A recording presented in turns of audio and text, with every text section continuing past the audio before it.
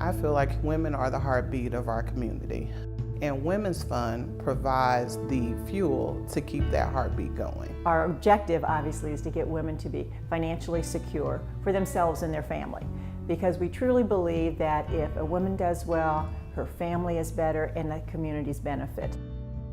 Women's Fund was created as a special interest fund at the Central Indiana Community Foundation with one major purpose in mind, and that's to create options and opportunities for women and girls living in Central Indiana.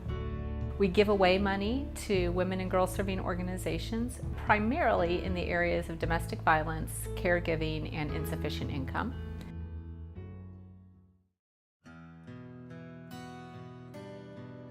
I was 16 years old when I found out that I was pregnant.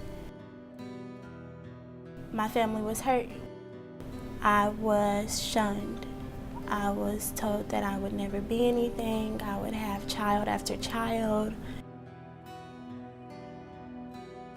Eventually, I was put out on my own with a 6-month-old child.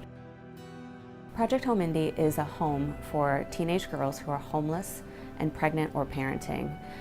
We provide comprehensive wraparound services, healthcare, education, and life skills. As soon as they arrive, we start working on figuring out what's their life going to be the day they leave. Help them create the goals that they want to create and what they need to do to achieve those goals. I needed a shelter. I needed people who would help me and push me and were able to stand behind me and back me up. And I didn't find that anywhere else. I can say with great honesty that Project Home Indy would not be here without the Women's Fund. The enormous impact of the Women's Fund is best understood through the people they help in the community. They're a thought leader. I mean, they really provide new kinds of innovative thinking about philanthropy, about children's philanthropy, about women's issues, about issues affecting girls in our community. Innovations such as their philanthropy education programs to help women of all ages learn about the issues facing women and girls, and how to channel their philanthropy in the most impactful way possible.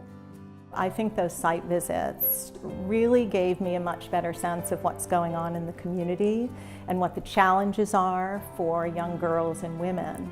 I think the Women's Fund serves as kind of a catalyst for really getting people to think about those issues and to really being very serious about who they fund and how they fund.